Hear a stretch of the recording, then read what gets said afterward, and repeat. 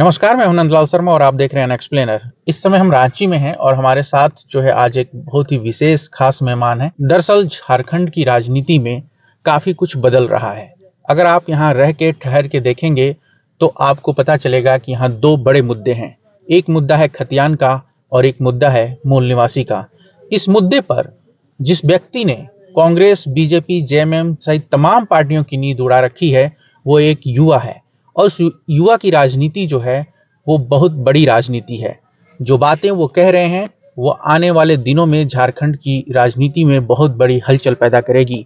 हम बात कर रहे हैं छात्र नेता से राजनेता बने जयराम महतो साहब की। वो हमारे साथ हैं और आज हम जानेंगे कि झारखंड की राजनीति में एक नए संघर्ष का बीज बोने का उन्हें ऐसा क्यों लगा कि उन्हें एक नया संघर्ष शुरू करना होगा, एक नया आंदोलन शुरू करना होगा। आपको क्यों लगा कि एक राजनीतिक पार्टी की जरूरत है, नई पार्टी की जरूरत है? देखिए, सबसे पहले तो हमें कभी ये आभास नहीं था कि हम लोग एक राजनीतिक पार्टी में हम लोग आएंगे या फिर एक किसी राजनीतिक पार्टी की हम लोग स्थापना करेंगे। दरअसल शुरुआत कुछ इस तरह हुआ। हमारा झारखंड, धनबाद और बोकारो 2 जिला पड़ता है। उसमें जेएसएससी परीक्षा का एक नोटिफिकेशन आता है जिसमें ये कहा जाता है कि भोजपुरी की मगही जो भाषा है वो धनबाद बोकारो में जिला की भाषा में शामिल किया जाएगा। तो छात्रों में एक आक्रोश आता है कि भाई हम तो जिस राज्य की ये भोजपुरी मगही भाषा है वहाँ इसे मान्यता प्राप्त नहीं है, लेकिन आप एक बोरो लैंग्वेज को अगर इस राज्य में मान्यता प्राप्त करवाएंगे तो जाहिर सी बात है भाषा का अपना एक बहुत बड़ा इतिहास है। आप तमिल से आंध्र प्रदेश की कहानी देखिए या फिर जो गुजरात और महाराष्ट्र की कहानी देखिए। तो कुल मिलाकर हमारे छात्रों में आक्रोश जगा कि ये झारखंड अलग बिहार से आखिर क्यों हुआ है। अगर आज भी उनकी भाषाओं को यहाँ मान्यता मिलेगा, उन्हीं के छात्रों को यहाँ अगर यहाँ की नौकरियों में शामिल होने का अवसर मिलेगा तो इस राज्य के अलग होने का कोई औचित्य ही नहीं रह जाता है। तो उसमें एक आवाज उठी कि भाई झारखंड की अपनी एक कल्चर है, झारखंड की अपनी भाषाएं हैं, उनके माध्यम से झारखंड को आगे बढ़ना चाहिए, ना कि ऐसे लैंग्वेज जो हमारे इस राज्य के नहीं है। तो उसी में एक आक्रोश हुआ, आंदोलन का आगाज हुआ, स्थानीयता की बात होने लगी। और मेरा मानना है कि देखिए, आप मानते हैं भारत एक संवैधानिक देश है, कश्मीर से कन्याकुमारी और अरुणाचल प्रदेश से गुजरात तक भारत एक है, लेकिन यह भी आपको मानना होगा कि भारत का संविधान जो आर्टिकल 1 साफ साफ कहता है कि भारत राज्यों का देश होगा। यानी बिना राज्यों के अस्तित्व के आप इस देश की कल्पना नहीं कर सकते हैं। इसलिए नहीं कर सकते हैं कि बोली अलग है, यहाँ की परंपराएं अलग है, उतना तो छोड़े यहाँ की जो मान्यता है, आस्था जो है वो भी अलग अलग है। तो कुल मिलाकर जब सभी राज्यों की पहचान है, गुजरात जाए तो बिल्कुल गुजराती फर्स्ट, महाराष्ट्र जाए तो मराठी फर्स्ट, बिहार जाए तो बिहारी फर्स्ट, पश्चिम बंगाल जाए तो बंगाली फर्स्ट, तमिलनाडु जाए तो तमिल फर्स्ट, ये कॉन्सेप्ट पूरे देश में चलता है कि जिस राज्य का मूल निवासी है उसको वहां पहला अधिकार मिलता है। लेकिन हमारे झारखंड राज्य में 23 सालों के झारखंड के राज्य को जब आप करीब से जाएंगे, तमाम सरकारी शैक्षणिक संस्थाओं में जाएंगे, तमाम जो सरकारी नौकरियां हैं वहां पर जाएंगे, तमाम जो इकोनॉमी के सेक्टर है वहां पर जाएंगे, आउटसोर्सिंग में जाएंगे या फिर जहां भी आप जाएंगे, आप ये पाएंगे कि यहाँ के लोगों को लगातार बंधुआ मजदूर बना के रखा है। और लगातार जो अन्य राज्यों का, जो विकसित राज्यों के लोग जो अतिक्रमण कर रहे हैं लगातार, चाहे कि यहाँ का नियोजन हो, यहाँ के जमीनों हो या फिर यहाँ के कोयला के खदानों पर हो या फिर आउटसोर्सिंग के माध्यम से हो। तो कुल मिलाकर झारखंड में यही एक सेंटीमेंट जगह भाई, ये राज्य क्यों, किसके लिए राज्य बना है, ये 88 साल का संघर्ष किसके लिए, ये बिरसा मुंडा का बलिदान किसके लिए। अगर उन्हीं लोगों को इस राज्य में डोमिनेट करना था, उन्हीं को अगर इस राज्य में आधिपत्य स्थापित करना था, तो हम लोग इतना बलिदान देने के बाद मुझे लगता है भारत के इतिहास का झारखंड एक ऐसा राज्य है जिसने 88 साल संघर्ष किया है।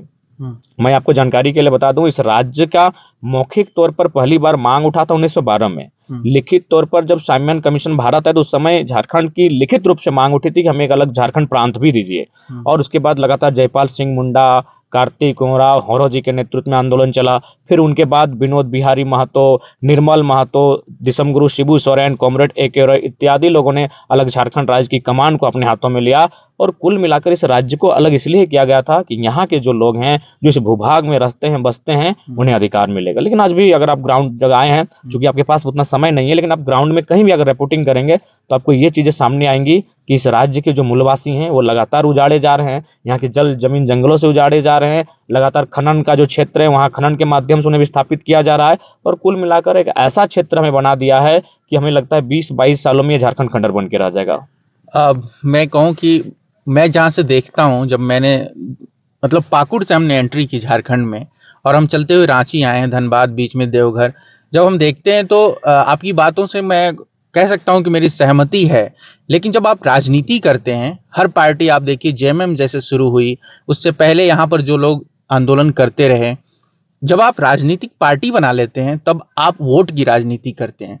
जब फिर आप देखते हैं कि हमें तो सबका वोट चाहिए, आपने भी एक पार्टी बना ली, तो जो आप हक की लड़ाई लड़ रहे हैं, आदिवासियों की, मूल निवासियों की, यहाँ के लोगों की, आपकी राजनीति कैसे, मतलब आप इसको साधेंगे? देखिए, सबसे पहला बात मेरा मानना है कि भारत देश भी कहता है एक देश एक वोटर कार्ड। तो हमारे राज्य में लगभग लाखों लोग ऐसे हैं जिनका दोनों राज्यों में वोटर कार्ड है, जो कि मेरे हिसाब से बहुत ही मतलब एक भयावह स्थिति है कि बहुत सारे वोटर्स ऐसे हैं जो झारखंड में मतदान करते हैं और फिर अपना जो उनका मूल राज्य है, मैं नाम नहीं लूंगा क्योंकि हम राज्य में विवाद नहीं चाहते हैं, हक की लड़ाई है कि झारखंड में जो लोग आधिपत्य स्थापित कर रहे हैं अपना अन्य राज्यों के लोग, तो मुझे लगता है लाखों की संख्या में यहाँ डबल वोटर आईडी है। तो मैं तो स्पष्ट मेरा स्टैंड है कि डबल वोटर आईडी का हम समर्थन नहीं करेंगे।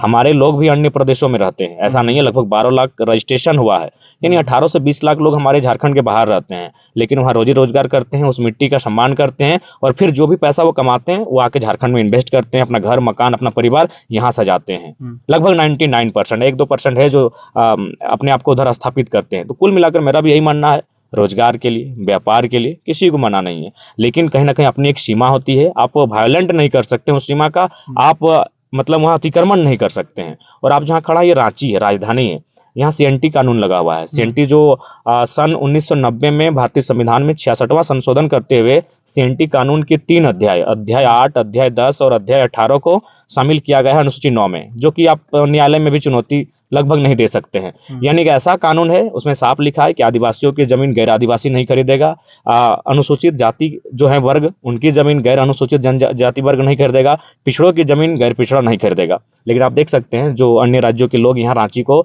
लगभग बड़ी बड़ी इमारतें आपको बता रही है कि किस प्रकार कानून का यहाँ धज्जियां उड़ाया जा रहा है। अगर यही स्थितियां रही, यही परिस्थितियां रही, तो मुझे लगता है झारखंड के जो मूल लोग हैं आज देखिए, और यूएनओ की रिपोर्ट भी कहती है असुरी जनजाति, बिरहोरी जनजाति, बिरजिया, पहाड़िया जनजाति ये लगातार विलुप्त हो रही है। कारण है वही अतिक्रमण, विकसित लोगों का अतिक्रमण उन्हें लगातार हाशिए पर लेकर जा रहा है। तो जहां तक वोट का सवाल है, मैं स्पष्ट करना चाहूंगा, हम लोग माने भावनाओं का सम्मान करते हैं। अगर कोई व्यक्ति ऐसे हैं इस राज्य में और दूसरे राज्य के हैं लेकिन उनका उस राज्य से लगाव नहीं है, उनका उस राज्य में किसी भी प्रकार के नौकरी के अलावा किसी भी सरकारी दस्तावेज में नाम अंकित नहीं है, तो उस पर हम लोग एक सर्वे की टीम तैयार करेंगे, वो टीम तैयार करके रिपोर्ट प्रस्तुत करेगी, उस आधार पर चर्चा होगी। लेकिन जो लोग दोनों राज्यों में आइडेंटिटी रखते हैं, इसका हम लोग किसी भी एंगल से हम लोग चुनाव जीते या चुनाव हार जाए, राजनीति में अपने आप को स्टैंड करें या ना करें, लेकिन हम लोग लीगली इस बात को कभी एक्सेप्ट नहीं करेंगे कि लोग अपने राज्यों में मतदान करेंगे, यहाँ भी मतदान करेंगे। यहाँ तमाम लोग हैं, कई विधायक मैं नाम ही गिना देता हूँ। हमारे धनबाद के विधायक माननीय राज सिन्हा, वो विधायक हैं आपके धनबाद के, लेकिन उनका पैतृक आवास आज भी बक्सर में है, वहाँ जाते हैं, उनका परिवार वो है। और यहाँ विधायक सांसद हैं रांची के संजय सेठ, जो शायद हरियाणा या राजस्थान के हैं। यहीं समरीलाल कांके के विधायक हैं जो राजस्थान के हैं। तो ऐसा पूरे भारत में मुझे लगता है, एक दिल्ली चूंकि वो केंद्र शासित राज्य है, वहाँ इस प्रकार का अतिक्रमण हुआ है कि गैर राज्यों के लोग जाके वहाँ विधायक सांसद बने हैं। उसके अलावा जो एक मूल पूर्ण राज्य है, झारखंड चूंकि एक पूर्ण राज्य है, उसके अलावा कोई भी पूर्ण राज्य शायद ही ऐसा पूरे भारतवर्ष में होगा जहां किसी अन्य राज्यों के लोग जाके विधायक सांसद बनते हो। तो ठीक है, बनना कोई अपराध नहीं है, लेकिन वहां के लोगों का क्या होगा और बनने के बाद क्या होगा, दोनों जगह उनकी आइडेंटिटी है, उनका मूड होगा तो अपने राज्य में भी जाके चुनाव लड़ लेंगे। और होता है, अभी हमारे यहाँ जमशेदपुर के एक विधायक हैं, सरयू राय उनका नाम है, उनकी पुत्रवधू बिहार में मुखिया का चुनाव लड़ी, हालांकि हार गई। तो ये चीजें, इतनी आजादी तो नहीं होनी चाहिए कि एक आप यहाँ भी अधिकार रखेंगे, अपने उस राज्य में भी रखेंगे जो आपका मूल राज्य है। तो यही मूल लड़ाई है कि भाई कुछ व्यक्ति, कुछ नहीं, बहुत बड़ी परसेंटेज में आबादी है जो दोनों राज्यों का लाभ लेती है। आपने जो पार्टी का नाम रखा है झारखंड भाषा खतियान संघर्ष समिति, जो भाषा रखा है आपने, मैं मानता हूं कि भाषा रिलीजन से सवाल पूरा कर लूं मैं, जब आप भाषा की बात करें, झारखंड में बहुत सारी भाषाएं हैं, आप इसको कैसे एक्सप्लेन करते हैं अपने लोगों को, हमारे दर्शकों के लिए जरा एक्सप्लेन करिए इसको। देखिए, सबसे पहली बात वो समिति है, और भविष्य में जब हम लोग पार्टी के लिए बढ़ेंगे तो वो समिति रहेगी, वो पार्टी नहीं रहेगी। पार्टी के लिए कोई अन्य नाम हम लोग सुझाव किए हैं और वो नाम केंद्र का जो हमारा इलेक्शन कमीशन का ऑफिस है, कार्यालय है, वहां तक पहुंच चुका है। बिल्कुल आपने सही कहा। जैसे पश्चिम बंगाल की अगर बात करते हैं तो बांग्ला लैंग्वेज से पूरे पश्चिम बंगाल को परिभाषित किया जा सकता है। अगर आप उड़िया लैंग्वेज की बात करते हैं तो उसे पूरे उड़ीसा राज्य की माने एक बैरिकेटिंग आप लगा सकते हैं कि अन्य राज्यों के लोग यहाँ के अधिकारों का हनन नहीं करेंगे। आप गुजराती लैंग्वेज से पूरे गुजरात को परिभाषित कर सकते हैं, लेकिन झारखंड में एक लैंग्वेज नहीं है ऐसा जो पूरे झारखंड को आइडेंटिफाई करे। तो यहाँ लगभग 1 दर्जन भाषा, छोटी कुछ विलुप्त हो रही भाषाएं। तो इस प्रकार से झारखंड को भाषा के अलावा जो यहाँ का जमीन का रिकॉर्ड्स है उस रिकॉर्ड्स के आधार पर, सर्वे सेटलमेंट के आधार पर, खतियान के आधार पर, हुकुमनामा, पट्टानामा के आधार पर इस राज्य को परिभाषित करना है कि भाई डोमिसाइल पॉलिसी किनके हाथों में रहेगी। क्योंकि मान के चले कल को भी कोई इस राज्य में आ जाता है, नौकरी करने आता है, लेकिन यहाँ का दुर्भाग्य है कोई नौकरी करने भी आता है तो यहाँ का मूल निवासी बन के रह जाता है। ये बाकी प्रदेशों में कहीं नहीं है। तो इसलिए हमारा ये लड़ाई है कि यहाँ का मूल निवासी क्या है, उसकी स्थानीयता होने का क्राइटेरिया क्या है, प्रामाणिकता क्या है, तो उसका हमारा आंदोलन चल रहा है। और उसी आंदोलन के तहत हम लोग चाहते हैं कि झारखंड, चूंकि बिरसा, आप झारखंड किसी आंदोलन को पढ़िए, अंग्रेजों ने जब 1957 में बैटल ऑफ प्लासी को जीता बंगाल में, बैटल ऑफ बक्सर को जीता 1964 में, लेकिन जैसे वो झारखंड आए, यही ढालभूम का इलाका, यही मानभूम का इलाका, तो हमारे जो लोग थे, हमारे जो पूर्वज थे, उन्होंने विरोध किया। क्योंकि हम लोग जो थे वो जमीन जो है हमारी, उसको माँ के समान पूजते हैं, माँ के समान मानते हैं। तो लगभग 150 के आसपास आंदोलन हुआ। तो फिर अंग्रेजों ने पता लगाया कि भाई पूरा देश अंग्रेजों की गुलामी को स्वीकार कर रहा है, राजा रजवाड़े भी हमारी अधीनता को स्वीकार कर रहे हैं। तो इन आदिवासियों में जिनके पास कोई लड़ने का साधन नहीं है, अपने जान गंवाकर, अपने जान को जोखिम में रखकर अंग्रेजों का मुकाबला क्यों कर रहे हैं? तो फिर उन्होंने पता किया कि ये भोले भाले लोग, ये व्यवहार में बहुत अच्छे हैं, लेकिन अगर इनके जमीन पर कोई डाका डालेगा तो ये किसी की नहीं सुनेंगे। तो फाइनली बिरसा मुंडा का आंदोलन हुआ 1895 के आसपास बहुत जोरदार तरीके से। 1900 में उनकी मृत्यु हो जाती है और ठीक उनके मृत्यु के 2 साल बाद 1902 में हॉफमैन के नेतृत्व में एक कानून बनना तैयार होता है जो 1908 में पूरा होता है। उस कानून का नाम है छोटा नागपुर टेनेंसी एक्ट, और ये भारतीय संविधान की अनुसूची 9 में 3 अध्याय शामिल हैं। क्यों ना, ये भोले भाले लोग हैं, इनकी जमीनों पर कोई उद्योगपति, कोई कॉर्पोरेट घराना कब्जा ना करे। उसी समय देखिए टाटा ने अनगिनत जमीन हमारा कब्जा किया। आज भी देखिए हमारे लोग माने अपने मृत्यु दर को बढ़ा रहे हैं, हमारे लोग बेरोजगारी दर बढ़ रहा है, लेकिन आज देखिए जो कॉर्पोरेट घराना है यहाँ फल फूल रहा है।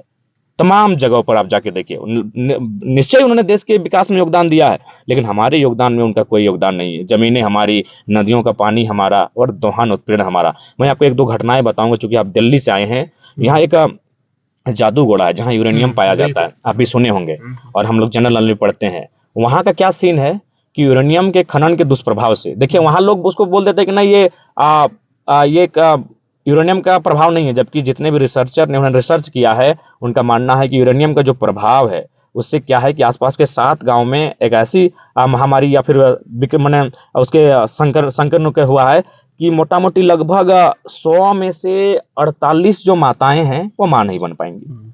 लेकिन इसके बावजूद चूंकि झारखंड के लोग भोले वाले हैं, यहाँ दिल्ली तक आवाज हमारी जानी चाहिए, इसीलिए हम लोग पॉलिटिक्स में आ रहे हैं कि दिल्ली तक हमारी आवाज कोई रख भी नहीं पाया सदन में। बताइए 100 में से 48 माताएं उस यूरेनियम के प्रभाव से संक्रमित हो रहे हैं, संक्रमण फैल रहा है, वो माँ ही नहीं बन सकती है, उनको माँ बनने का लक्षण नहीं दिखाई देता है। ये तमाम बड़े राइटरों ने अपनी किताबों में लिखा है। आप यहीं एक गोड्डा क्षेत्र है, आप तो पाकुड़ सेंटर के हैं, तो पाकुड़ का पड़ोसी है गोड्डा। वहाँ माननीय अडानी साहब एक पावर प्लांट लगाए हैं, भली बात ही जानते हैं, शायद 1000 मेगावाट बिजली बेच भी चुके बांग्लादेश को। वहाँ क्या सीन है एकदम लॉजिकली समझिए, वहाँ पावर प्लांट है, यानी वहां से बिजली का प्रोडक्शन होगा और वो बेचा जाएगा बांग्लादेश को। देखिए ताज्जुब की बात, देखिए जमीनें झारखंड की आदिवासियों की मतलब मारपीट के लिया गया है। ये वीडियोज भी काफी अभी सोशल मीडिया में मिलेंगे। और सबसे इंटरेस्टिंग बात यह है कि वो कोयला जो आएगा बिजली प्रोडक्शन में, जो कोयला का उपयोग होगा वो ऑस्ट्रेलिया का कोयला है। तो भाई कोयला ऑस्ट्रेलिया का और बिजली जाएगी बांग्लादेश को, तो फिर जमीन फ्री में झारखंड क्यों देगा? इसका मतलब है कि झारखंड के लोग जानते हैं आदिवासी भोले वाले लोग हैं, इनको आराम से मारपीट के जमीनें ली जा सकती है, कॉर्पोरेट घराना आसानी से यहाँ स्थापित हो सकता है। अगर मान के चलिए कोयला आपको ऑस्ट्रेलिया से लेना था और बिजली बांग्लादेश को देना था, तो आप गूगल कर लीजिए मैप में जाके, बांग्लादेश से ऑस्ट्रेलिया की दूरी झारखंड की अपेक्षा कम होगी। तो यदि बांग्लादेश को बिजली देना था और कोयला ऑस्ट्रेलिया से आना था, तो बांग्लादेश का ढाका में ही आप जमीन लेते हैं, वहीं बिजली बना के बांग्लादेश को देते हैं, यानी केवल जमीनें हमारी गई। और उससे जाहिर सी बात है, जब बिजली का उत्पादन होगा तो आसपास में बहुत सारी ऐसी उसका दुष्प्रभाव भी होगा। कोयला से जब काम होगा तो carbon dioxide, carbon monodioxide, sulphur dioxide, इस तरह की गैसें सामने आएंगी। तो कह सकते हैं आप झारखंड में जो अन्याय और दमनकारी व्यवस्था है, कहीं ना कहीं नेशनल न्यूज में यह नहीं दिख पाता है, जिस कारण आज हमारे भी पॉलिटिकल लीडर केवल लीडर बनने से मतलब रखते हैं। देख सकते हैं आने दिन ईडी का छापा पड़ता है, तो किसी के यहाँ 100 करोड़, किसी के यहाँ 1000 करोड़, किसी के यहाँ 25 करोड़। तो ये झारखंड की दुर्दशा है, आप सोच सकते हैं। तो इसीलिए हमारी लड़ाई बहुत लोगों ने सपोर्ट इसीलिए किया कि हम लोग जेन्युइन चीज़ों पर लड़े हैं, और हम लोग एक युवा होकर वो साहस किए हैं जो हमारे MP MLA साहस नहीं कर पाते हैं। बिल्कुल, मैं यही बात कहने वाला था कि जब आप जमीन की बात करते हैं तो इकोनॉमिक्स जुड़ जाती है, और लंबे समय से बहुत सारे लोग झारखंड में, आप बड़े बड़े जो है उद्योगपतियों के, बिजनेस घरानों के नाम ले लीजिए, लेकिन ये लड़ाई आप देख रहे हैं एक तरफ आप हैं और एक तरफ जो है बहुत बड़े बिजनेस घराने हैं। ये लड़ाई इतनी आसान तो नहीं है। बिल्कुल आसान नहीं है। मैं आपको चाहूंगा अगर आप 1-2 दिन ठहरेंगे तो थोड़ा हजारीबाग के एक बड़का गांव क्षेत्र आप चले आइए। लगभग 2 साल से लोग वहां धरने पर बैठे हैं, 2 साल से। धरना के लिए एक दिन का 1 महीना आप सुने होंगे, किसान आंदोलन भी 1 साल चला था। वहां 2 साल से लोग आंदोलन पर बैठे हैं। वो जमीन अधिग्रहण हो रहा है, वही माननीय अडानी साहब यहाँ प्लांट लगाने वाले हैं और फोर्सफुली उनका जमीन लिया जा रहा है। लोग विकास का कोई विरोधी नहीं है, लेकिन वो जो क्षेत्र जहां जमीन अधिग्रहण हो रहा है वहां 4 फसल लगता है। वे लोग धान लगाते हैं, गेहूं लगाते हैं, सब्जी लगाते हैं और गन्ना लगाते हैं, और मात्र 5,000 रुपया डिसमिल, 8,000 रुपया डिसमिल। तो बताइए, जो आज वो कम से कम 400-500 सालों से अनुमान लगाते हैं जिस जमीन पर वो खेती बाड़ी करते हैं, आप एक झटके में 8,000 डिसमिल ले लेंगे तो क्या बीतेगी उन किसानों पर। लेकिन कोई सुनने वाला नहीं। आज जहां आप खड़े हैं देख रहे हैं सड़क चौड़ीकरण हो रहा है। मैं आपको एक इंटरेस्टिंग घटना बता रहा हूं, क्योंकि मुझे लगता है झारखंड के दर्द को पूरे हिंदुस्तान को सुनना चाहिए। यहाँ 3 सड़क गुजर रही है।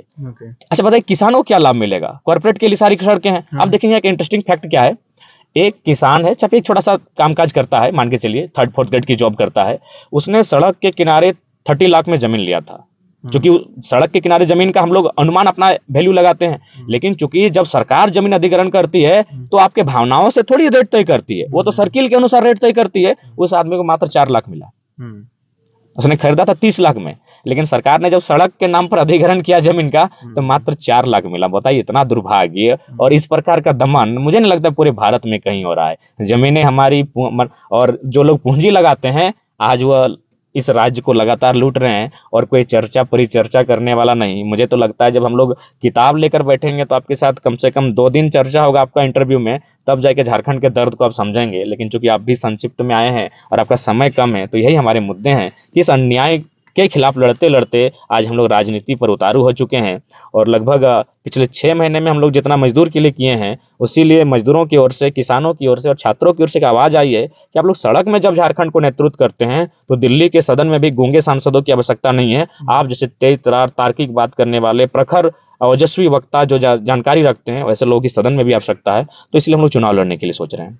कॉर्पोरेट के खिलाफ जब लड़ाई आती है तो उसमें बहुत सारे फ्रंट पे आपको लड़ना पड़ता है। आप लोग क्या तैयारी कर रहे हैं? क्योंकि मैं तो आपके बारे में जब रिसर्च कर रहा था तो ये आ रहा था कि आप विधानसभा चुनाव भी लड़ेंगे, लोकसभा चुनाव भी लड़ेंगे, लेकिन जो आप बात कह रहे हैं, क्योंकि मैंने देखा और मैं ये फील करता हूं कि जो झारखंड का विकास हुआ है वो आदिवासियों तक नहीं पहुंचा है, उनकी पॉकेट में नहीं पहुंचा है, उनके पास परचेजिंग पावर नहीं है, वो निहायत मतलब गरीबी में जी रहे हैं। और आप लोग जो लड़ाई लड़ रहे हैं वो बड़ी लंबी लड़ाई है। बिल्कुल, लड़ाई लंबी हो और लंबे समय से लड़ रहे हैं। भले ये राज्य अलग हो चुका है, भले ये देश आजाद हो चुका है, लेकिन आज भी हम लोग गुलामी की जंजीरों में हैं। आज मनमाने ढंग से हमारी, अभी अगर आप माइंस के, चूंकि जब भारत देश की कोयला राजधानी धनबाद है हमारा, यानी सबसे ज्यादा कोयला भारत देश में हमारे धनबाद से जाता है, हमारे कोयलांचल से जाता है, यानी हम लोग कोयलांचल की कोयला राजधानी है। लेकिन जब कोयला राजधानी है तो जाहिर सी बात है कोयला तो हवा में नहीं है, कोयला किसी की जमीन में है। आप अगर इंटरव्यू के लिए गांव में जाते हैं तो आज भी हमको लगता है एक नहीं, कम से कम हजारों किसान ऐसे हैं जिनका जमीन का अधिग्रहण हुआ था 1970 में, सॉरी 1972 में, 1986 में, जब भी है, मैंने आज से लगभग 40 साल पहले, आज से 50 साल पहले। लेकिन वो आज भी कोर्ट के चक्कर काट रहा है कि जमीन के बदले मुआवजा मिल जाए और परिवार में किसी को नौकरी मिल जाए। इतना अन्याय हमारे साथ। यहीं आप तमाम डैम देखिए, चांडिल डैम है, उसमें 125 गांव विस्थापित हुए हैं।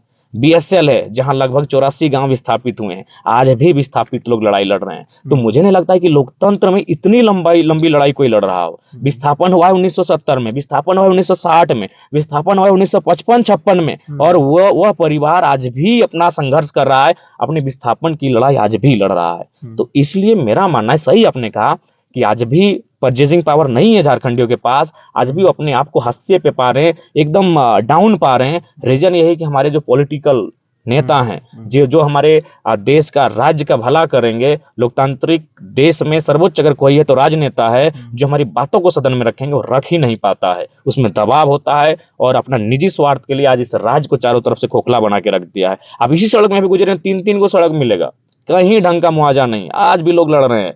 लेकिन वही फर्जी केस, FIR, कहां तक लड़ेगा? एक आम आदमी हार जाता है। इतनी आग जो आपके अंदर है, मुझे बताइए जरा, आप अपना बचपन और अपना पारिवारिक पृष्ठभूमि जरा बताइए। मेरे पिताजी झारखंड आंदोलनकारी शहीद रह चुके हैं और विनोद बिहारी महतो जो झारखंड के एक पुरोधा हैं, नायक हैं, आंदोलन में जिनकी एक महती भूमिका है, उनके साथ आंदोलन किया करते थे और लगभग एक आंदोलन के दरमियान ही प्रशासन की लाठी के कारण उनके सर पे और एक मैंने 2-3 मरतबा एक ही चोट पर लगी थी, उसके बाद उनका देहांत हुआ।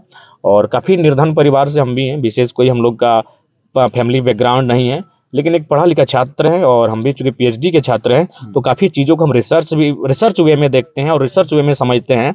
और जब अपनी बातों को हम पूरे राज्य में 2 सालों से गांव-गांव जाकर, जिस प्रकार की प्रशांत किशोर जी, मुझे लगता है उससे पहले हम लोग मूवमेंट को स्टार्ट किए हैं, लेकिन चूंकि वो बहुत नामी इंसान है तो इंटरव्यू में उनको जगह मिलता है, लेकिन हमारे जो मूवमेंट है इसको कहीं ना कहीं आज तक नेशनल न्यूज़ या फिर कहीं जगह नहीं मिला, जबकि उनके तुलना में भारी संख्या में हमारी सभा में लोग रहते हैं। आप जाके गूगल में देखिए, आप जाके फेसबुक में देखिए, जहाँ देखना है, और सभा में हमारा स्पीच भी देते हैं, हम स्कॉर्पियो की छत से देते हैं, इतना क्राउड होता है कि क्राउड एक बार हमको देखना भी चाहती है कौन लड़का है जो अकेले लड़ रहा है, तो फिर हमको स्टेज से उतरकर इस स्कॉर्पियो की छत से स्पीच देना पड़ता है। आप गूगल कीजिए, एकदम बिल्कुल झारखंड में सुबह उठकर आज भी 80 साल का बूढ़ा अगर कुछ देखता है, एक समय वो भजन कीर्तन सुनता था, आज उठकर मेरा वीडियोज देखता है, क्योंकि हम उसके भविष्य की बात कर रहे हैं, हम उसके जेन्युइन मुद्दों के साथ लड़ रहे हैं। तो ये परिस्थितियां हैं, यही परिस्थितियां मुझे तैयार की आंदोलन के लिए, और एक आंदोलनकारी का बेटा होने के नाते कहीं ना कहीं सूट भी किया, और आज अपने गृहस्थ जीवन को लगभग त्याग कर झारखंड राज्य के हितार्थ के लिए लड़ाई चल रही है।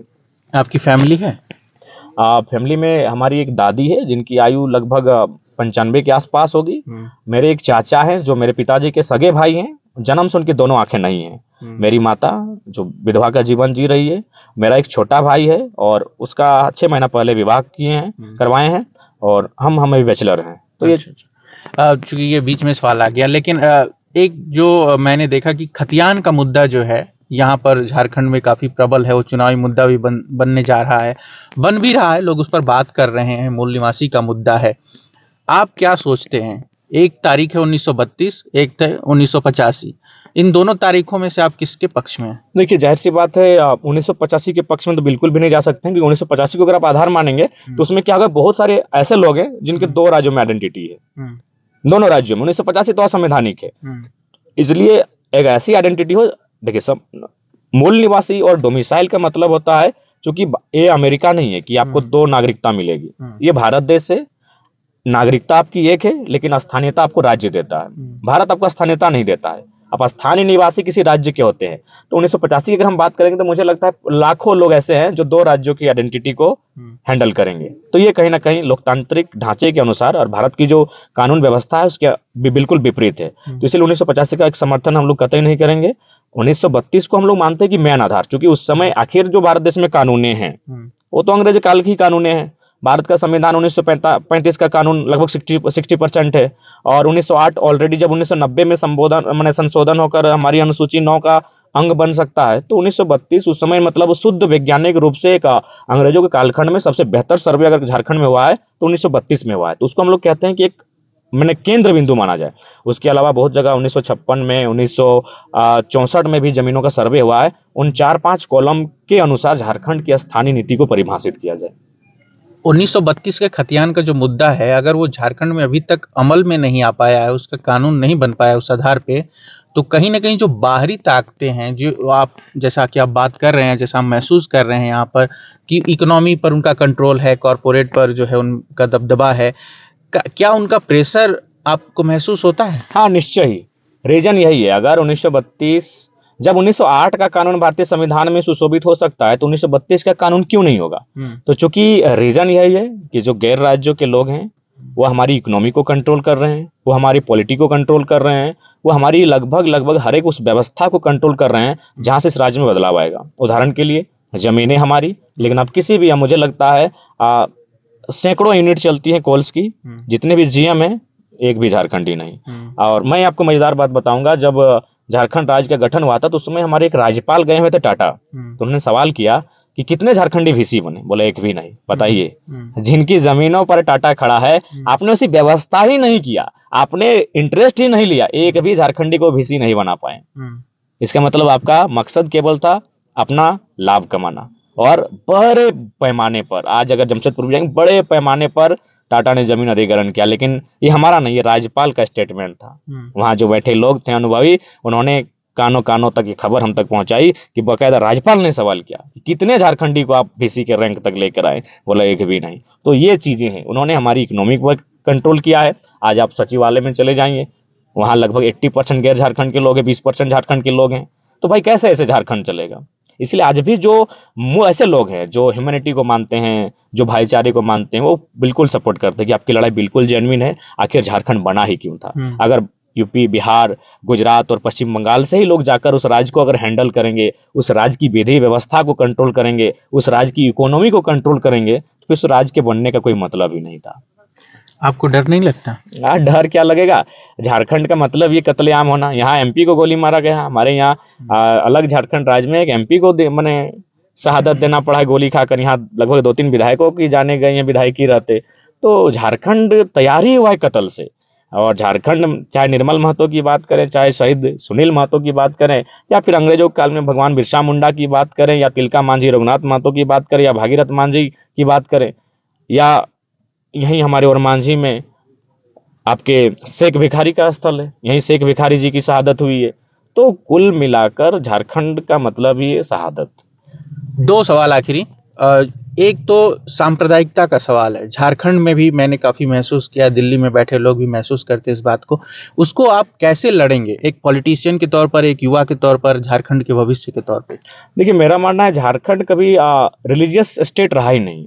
लोगों ने रिलीजन को माना है, लेकिन ये कल्चरल स्टेट रहा है। यहाँ संस्कृति को लोगों ने माना है। वो किसी धर्म का रहे, किसी मजहब का रहे, किसी संप्रदाय का रहे, वो मांदर की थाप में और झारखंड की लोक गीतों के साथ उसकी आस्था रही है और थिरकता हुआ नजर आया है। लेकिन बीते कुछ सालों में ये चीजें हावी हुई है, कॉम्युनल चीजें देखने को मिली है। लेकिन कुल मिलाकर ये कॉम्युनल नहीं, ये कल्चरल स्टेट है, और वही हमें जीवंत रखेगा। वही नदियों का झरना, वही कोयल की कूक न्यारी और वही गीत संगीत जो हमारे आदरणीय रामदयाल सिंह मुंडा कहते थे, जहाँ जहाँ तक मांदर की थाप जाती है वहाँ तक झारखंड है। तो ये हमारी खूबसूरती है और ये हमारी संस्कृति है। एक सवाल ये है कि जो खतियान वाला मुद्दा है, जो मूल निवासी वाला मुद्दा है, उसका सॉल्यूशन क्या है? पॉलिटिकल सॉल्यूशन क्या है? देखिए, पॉलिटिकल सॉल्यूशन तो यही है कि सबसे पहले जो आप जमीन का जो रिकॉर्ड्स है उसके आधार पर, और अगर कुछ लोगों के पास जमीन का रिकॉर्ड छूट रहा है तो भाषा संस्कृति के आधार पर झारखंड की जो डोमिसाइल पॉलिसी है उसको सुरक्षित किया जाए। हाँ, उसके बाद एक कॉलम ये रखा जाए कि कुछ लोग ऐसे हैं जो इस राज्य के में आ गए हैं लेकिन उनका अपने राज्यों से नाता कट गया है, तो उसका एक सर्वे बने, 2 साल लगे, 4 साल लगे, और उन्हें परिभाषित किया जाए। पेपर लीक का मसला है। देवेंद्र नाथ महतो को मैं सुन रहा था, वो भी कह रहे थे कि यहाँ पर जो है काफी पेपर लीक हो रहा है। एक युवा के तौर पे आज जो बात आप कहते हैं कि 3rd ग्रेड और 4th ग्रेड की नौकरियों में यहाँ के लोगों को प्राथमिकता मिलनी चाहिए, जब पेपर लीक का सोल्यूशन ही नहीं हो रहा है, तो उस पर क्या सोचना है आपका? देखिए, बिल्कुल, सबसे पहली बात है आप चीज़ों को समझिए किस प्रकार गैर राज्यों के लोग झारखंड को कंट्रोल कर रहे हैं। अगर मैं बिहार राज्य की बात करूँ तो शायद वहाँ 67 या उससे प्लस बीपीएससी का एग्जाम हो चुका है, जो उनके राज्य की आज़ाद भारत में समय के अनुसार परफेक्ट है। 70 के अनुमान वो जहाँ से बीडीओ सीओ बनते हैं वो एग्जाम ले चुका है। लेकिन आज ये 24वें साल में झारखंड प्रवेश कर चुका है। आपको जानकारी होनी चाहिए कि मात्र 7 जेपीएससी हुआ है, जबकि जेपीएससी का मतलब होता है प्रत्येक साल में होना। यानी देखिए, यहाँ परीक्षा ही नहीं लेने दिया जाता है, यहाँ परीक्षार्थी जो है उनको बैठने का मौका ही नहीं मिलता है। और ये जेएसएससी सीजीएल की जो परीक्षा है शायद लगभग 7-8 साल बाद हुई, और मैंने बड़ी उम्मीदों के साथ छात्र तैयारी करते हैं, परीक्षाओं में बैठते हैं, और पता चलता है कि पेपर लीक हो चुका है। और लीक करने वाला भी जो है वो कहाँ से का है? पटना से है। यानी गैर राज्यों के लोग गजब के कंट्रोल बना के रखे हैं, इस राज्य को लगातार हाशिए पर ले जाने का काम कर रहे हैं। और हमारे पॉलिटिशियन भी उनका सपोर्ट मैंने साथ दे रहे हैं, इसलिए साथ दे रहे हैं कि उनको अपने परिवार के अलावा कुछ नहीं सोचता है।